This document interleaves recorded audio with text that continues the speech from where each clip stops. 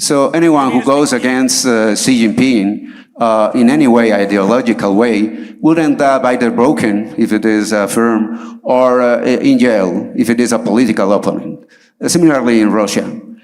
In next year in Moscow, there is a girl saying, I want to be brilliant. And the mom saying, no, you should not. You should be brilliant as a mouse, big as a mouse.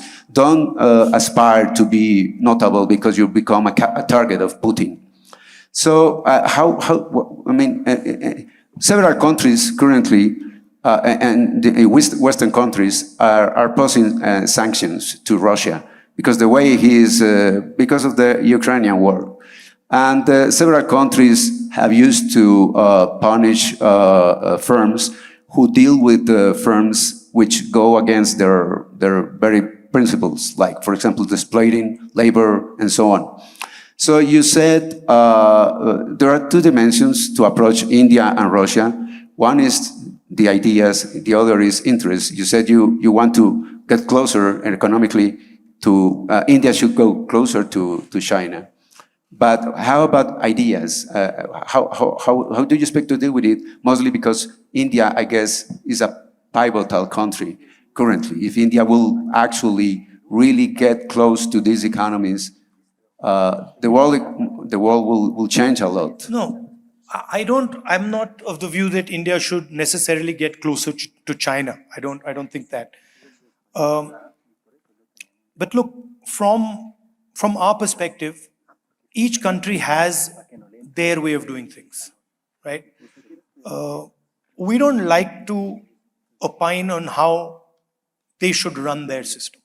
I don't think it's my place to come to Colombia and start advising you on how I think you should run your system.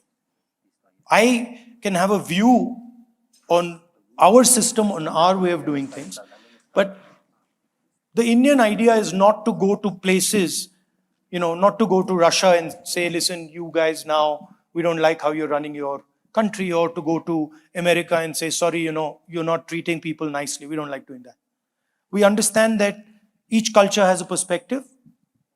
People have different ways of doing things, and people should decide how they do things, right? So we don't like interfering in the internal perspectives and ideologies of different countries.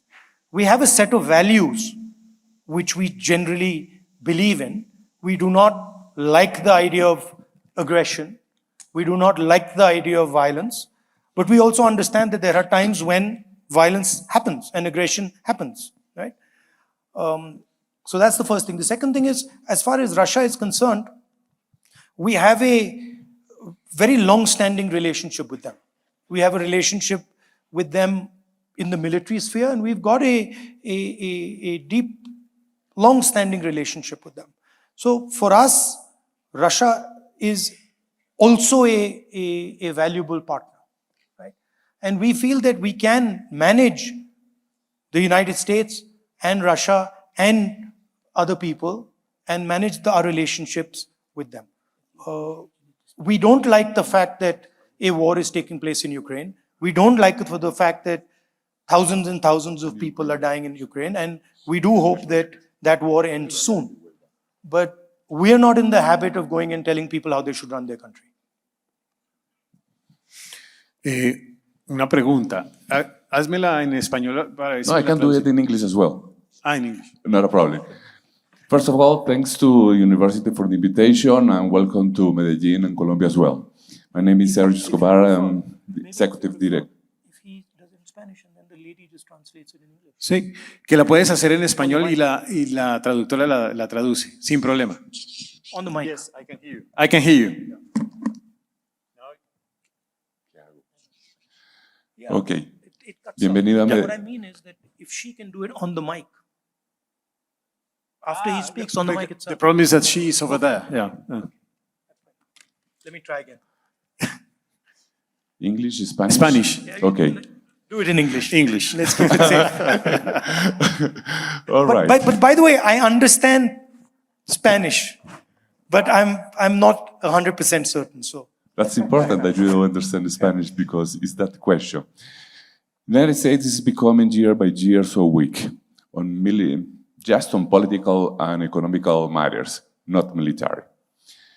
But are India and China ready to take that leadership for the world in the next 50 years?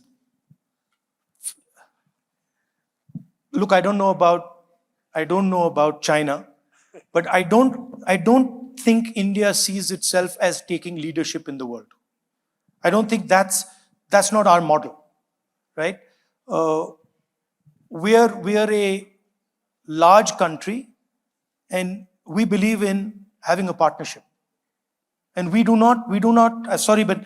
not arrogant enough to believe that we should lead the world, right? Every country has its own perspective, every region has its own perspective, and I think there is a lot of scope for working together and a lot of scope for partnership.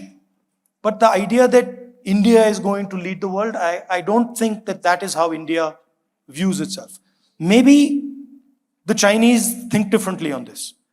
But India, I don't think, has an intention to one day lead the world. We understand that we are a big country, a large country, and we have a weight. We understand that we have a responsibility. We understand that we should behave in a particular way. And of course, we want prosperity for our people. We want our people to succeed. We want our people to work. But I don't think we see ourselves as leading the world. There is another question over the here. Yes. And then there, and then over there. Okay, you explained very clearly how the empires are created during transitions, energy transitions, and explained very well about steam, coal, and the oil and combustion engines, and now electricity. However, if you check the statistics, you see that China is importing year after year more coal, and now is the first coal consumer in the world, actually accounts for half of the consumption of coal in the world. Whereas Western and European countries are reducing coal consumption. So I can see clearly how China is going to he's taking advantage of this change because he's not changing the way he produces electricity. He's changing the way the electricity is consumed. So reducing oil consumption it's not reducing actually, because electricity must be provided some way, and China is producing electricity from coal more than any other country in the world. So half of the consumption, if you add the consumption of coal in the world, just add to the consumption of China coal. So maybe that's an advantage for a short time. But after a while, when more countries develop on photovoltaic, wind, hydropower, and nuclear power, China will be behind in a short time. What do you think about that? Currently, if you look at wind and photovoltaic, it's all Chinese technology. Pretty much all solar panels are made in China. Pretty much all the motors that go into wind turbines are made in China, right? That's the first point. But see, it is correct that China is using a lot of coal. It is also correct that China is using a huge amount of energy for production, right? America is using a lot of energy for consumption, but America is not producing this speaker, this. And all this requires energy. And a lot of the energy that China is using right now is coal. China also has huge plans in the hydroelectric space, has huge plans in the solar space, wind space, and decentralized pebble reactors, right? So they are making that transition. The point I was making about the electric motor is that it is a completely different way to move, right? So for example, interesting question. Why does a motorcycle weigh 100 kilos and a car weigh 3,000? To carry one passenger, you need 3,000 kilos of metal in a car, if one passenger is driving a car. And a motorcycle has 100 kilos, carries 2 passengers. So why is a motorcycle able to carry 2 passengers with 150 kilos of metal and a car needs 3,000? This question is at the center of the transition to electric. So what do you think the answer is? Engineering students. Yeah.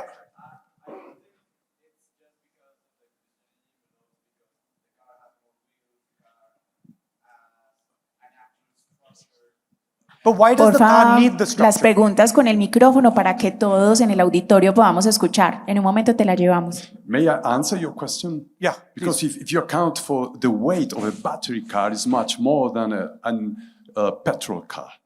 No, Much heavier. my question is, what is it about the car that requires 3,000 kilos of metal?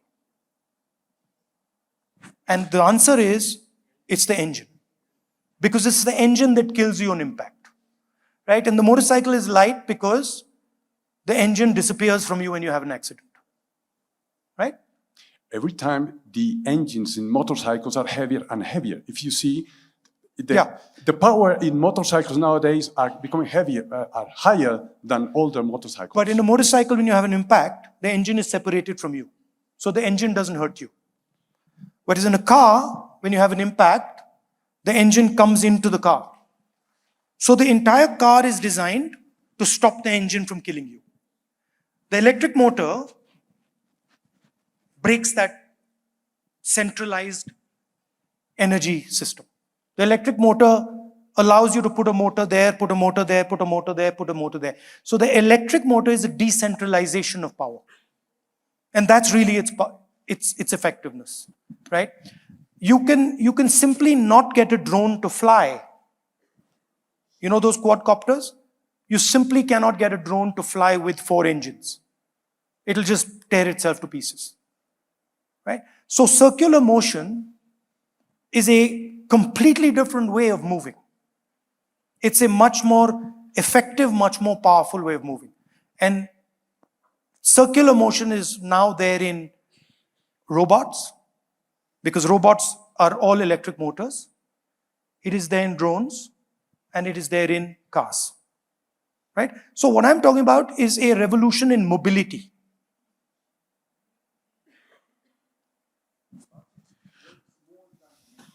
Sorry? The battery's weight is higher than the engine's weight. Yeah, absolutely. But the battery does not, the battery does not kill the passenger, because the battery is under the passenger. The engine is right in front of the passenger. So the structure of the car, electric car, and the structure of the internal combustion car are completely different.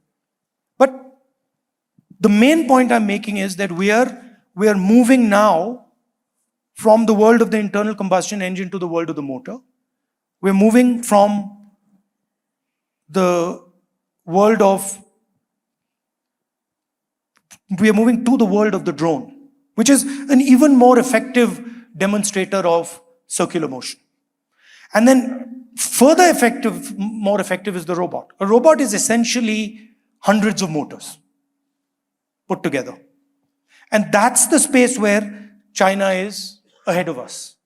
Now, how they are powering that is problematic today.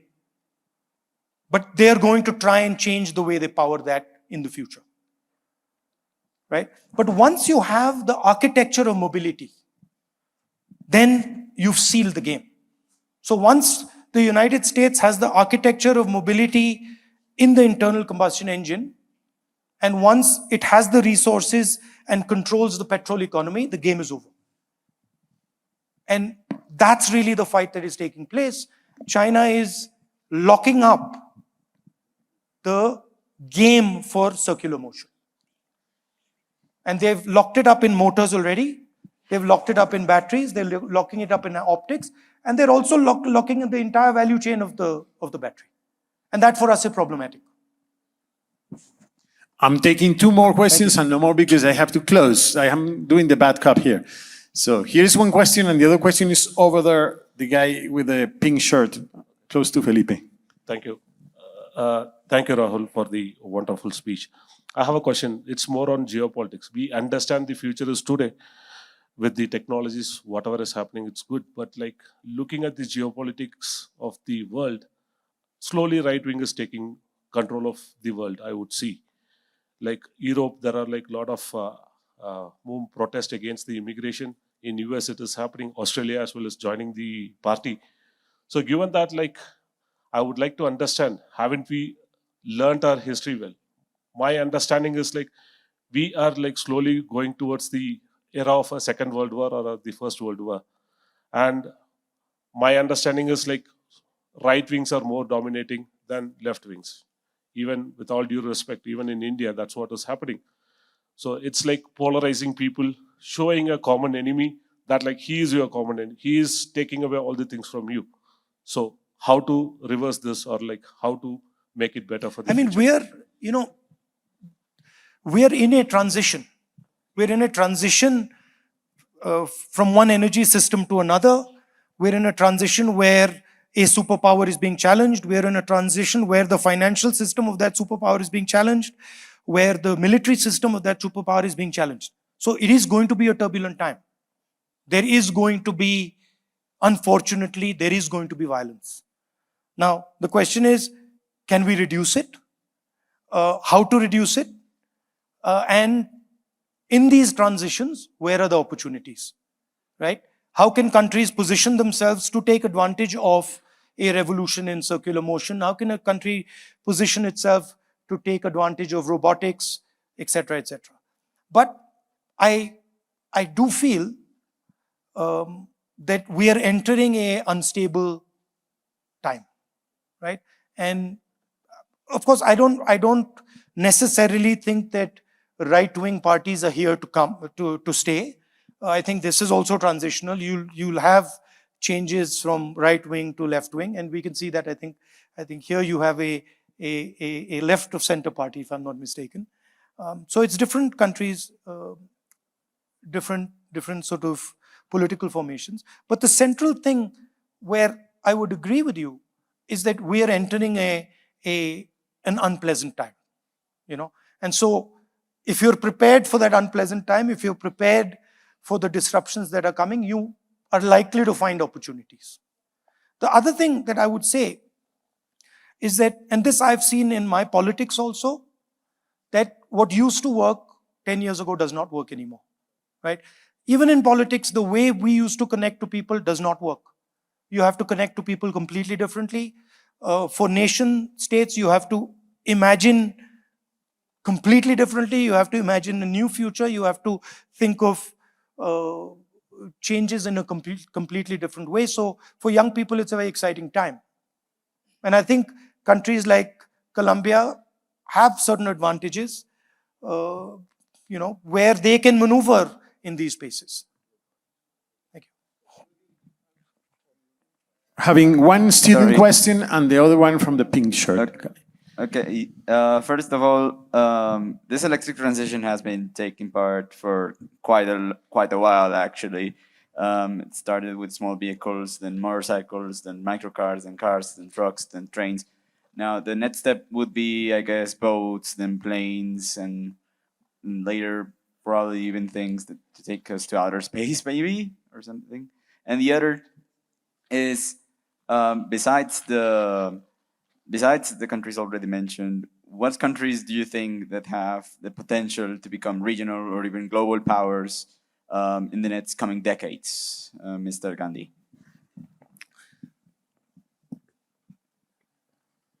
Countries that understand their regional balance well, and countries that connect regionally well and become useful nodes in the region will do well, right? So for that, you have to have an understanding of what is around you. You have to have a flexible perspective. There are countries that you can already see they are beginning to transform themselves. I mean, it's visible, right? Certain small countries might do well as well, right? Singapore is a very flexible country. It manages quite well. You can see that, for example, of course, India has a huge opportunity in its region. China will do well. Country like Turkey, you can see is expanding its power. So there are certainly countries. Brazil is another example that is doing well. South Africa is doing well. So there are these countries that understand how to connect globally and regionally.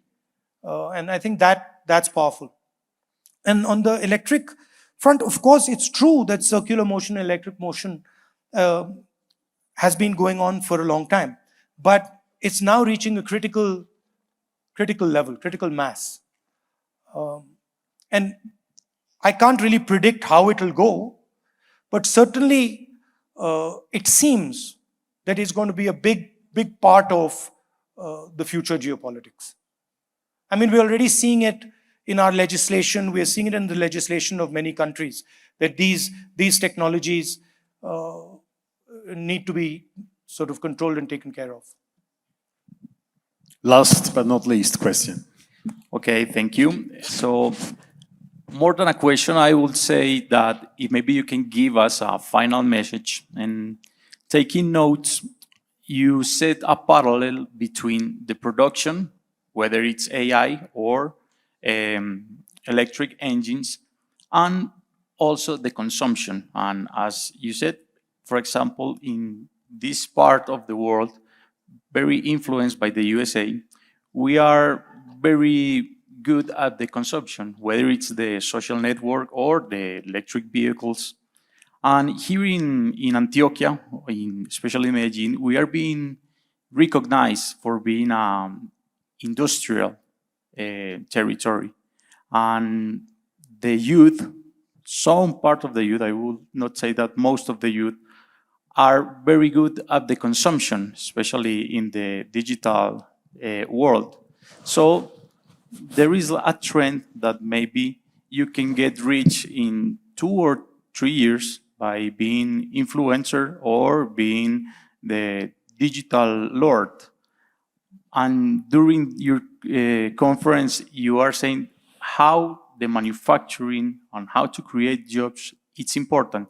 So it's not a question, but maybe a final message for us and for the youth to show us how important also is to create jobs, whether it's not very disruptive or innovative, but I think that we are very focused on the consumption, but we need to change our chip and see how can we start producing. You know, somebody yesterday asked me, why have you come to Colombia?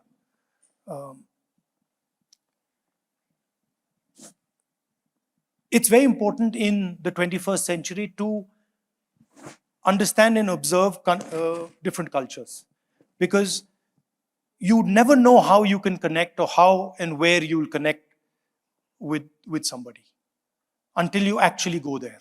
Because for me to say, well, sitting in India, that this is how I'll connect with Colombia, or this is how I'll, this is the type of relationship I'll have with Colombia, doesn't work.